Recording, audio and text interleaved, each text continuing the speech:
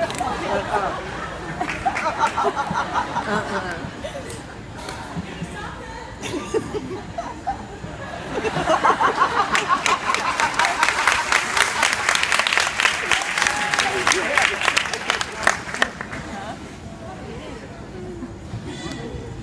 didn't have, well, I'm supposed to turn in my speech, but I didn't, so. Thank you guys for allowing me to speak at your lab. I'm very nervous. Very nervous. For those of you who worry about this being one of my incessant ramblings, it's okay. They gave me a time limit. I always do what I'm told, so I'll make sure that I adhere to that time limit. I was on Facebook this morning after my bad dream about this speech, and I came across an article from a local journalist whose daughter is graduating from a local high school today. She's actually sitting over there to my right. And she stated that she wished and hoped that her daughter knew the things that she really was proud of. You know, we're going to talk about, you know, some of them have the little blue thing, and I guess that means you're smart. Awards and the awards and all that stuff. And we're going to brag about, you know, the band winning state 4 years in a row. We're going to brag about baseball team winning the All-A Classic, about us having the top ACT scores in the state, 5 valedictorians.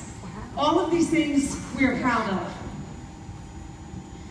But nothing we are more proud of than the people that you are. We'll take that over any test score, any state title. You guys are good people. You guys raise good people. They're good people.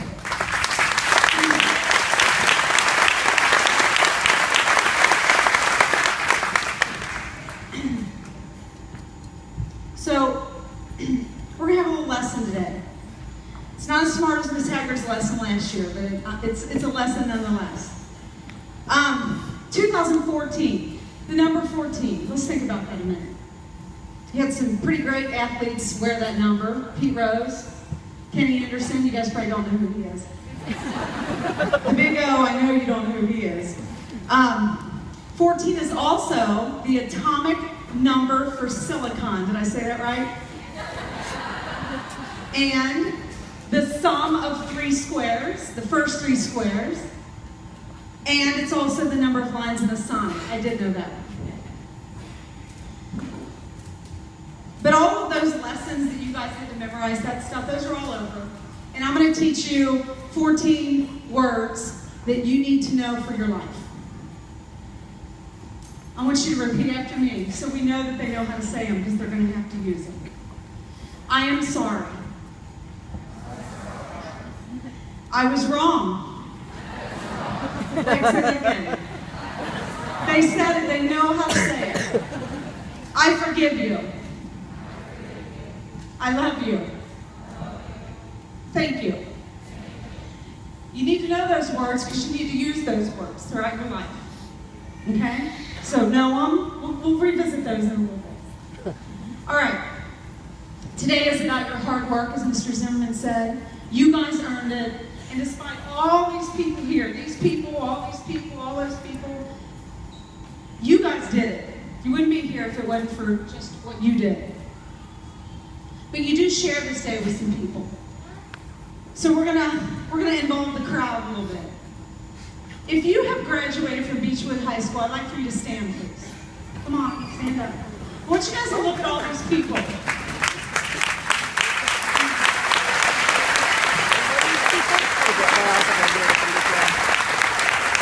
You guys are getting ready to join a select club of people who know what it's like to walk these hallways and know what it's like to sing that fight song.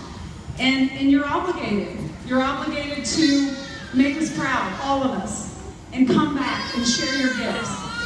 Thank you guys for believing that the school was great then and it's still great now. If you are a teacher, past or present, please stand.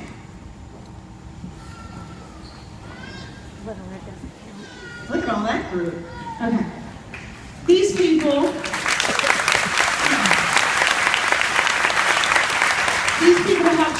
prize your passion for a subject. They held you in their laps and listened to you cry. They believed in your ability to succeed. And today they're happy too. Some of them are happy because you're leaving. And some of them are happy for you, and that's okay. So you share that day with them. If you are a member of the military, past or present, please stand. Oh, look at that. Look at that.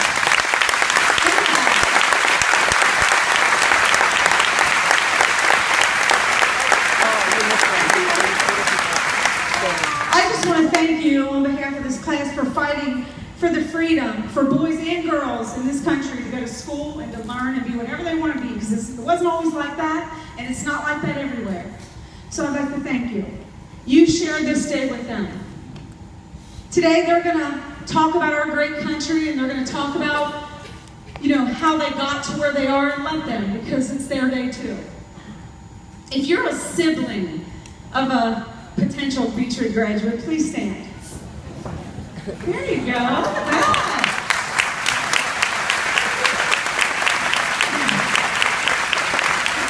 Today, these guys are going to laugh with you. They're going to cry with you. They're going to miss you when you leave. Some of them are going to wish that you left. But it is their day too, because believe it or not, they helped you. And you may need a kidney from them someday, so be nice. That was good, wasn't it? I just added that. But it's their day too, so be nice. No fighting today. If you are a grandparent, please stand, and if you can't stand, just wave, and we'll get you. Stand up. Everybody pick out Nana and Poppy and Grandma and Mama and Poppy and Peepaw. There they are. Let me tell you something about those people that just stood. When your parents are mad at you because they know what you're really like, these people defend you. They do. They are your greatest ally, because they know who you are at the core, and they also know what's important. And it's not all the stuff. They know that in the end, it's who you are inside. Those people are great people. And you should be glad that they got up at 4 o'clock in the morning, or whatever time old people get up, and came here today.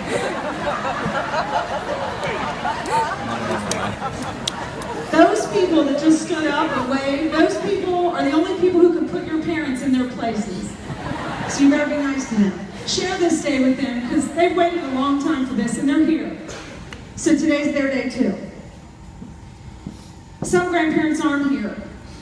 Some friends aren't here. Some favorite aunts and uncles, and some parents. They didn't make it today. They couldn't. And they're not physically here, but they're here. Devin, they're here. He's here. Abby, she's here. And they're so proud of you. And they'll show up from time to time on these special days, and you just have to open your eyes, and you have to feel them, and you have to see them, and you have to feel the love, and they're here. I promise they're here. If you are a parent of one of these great kids, please stand up.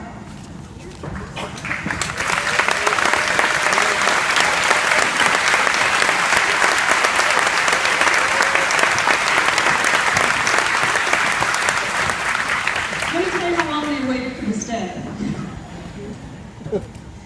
From the day you were born. First grade, kindergarten, I guess it went the other way.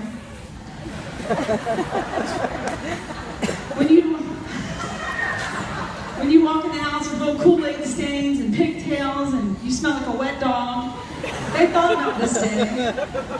And they imagined you in these beautiful caps and gowns and smiling. And today they're going to tell horrible stories about you. They're going to embarrass you, and they're going to pinch your cheeks, and they're going to tell probably the same story over and over again. You need to let them, because they've waited a long time for this, and they're proud of you. And that's what parents do, and you're going to be one day, and you'll figure that out. But let them. It's their day too.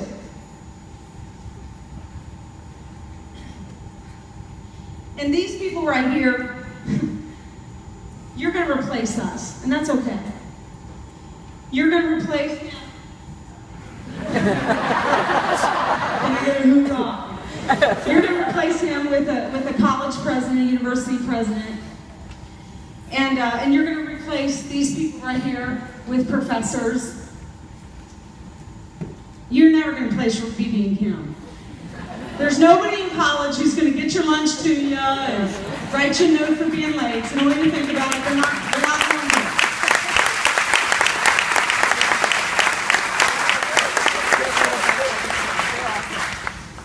You are going to replace Mr. Knoll's office with jail.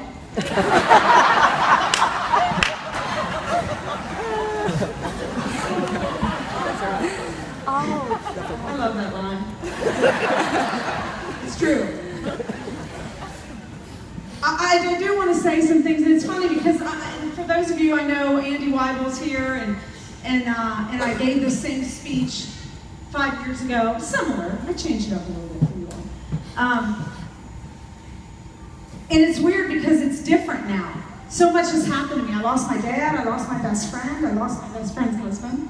And it's different now, saying these words. It's not just advice anymore. I'm a parent of a college student, so now I know. Before I was just like, oh, it's going to be so hard. And now I'm like, oh my God, it's so hard. It's so hard. It's so hard. But I want to share some things with you that I've learned in those 5 years, and here they are. There is a difference. Y'all listening? You listening? I still don't know the difference between you two.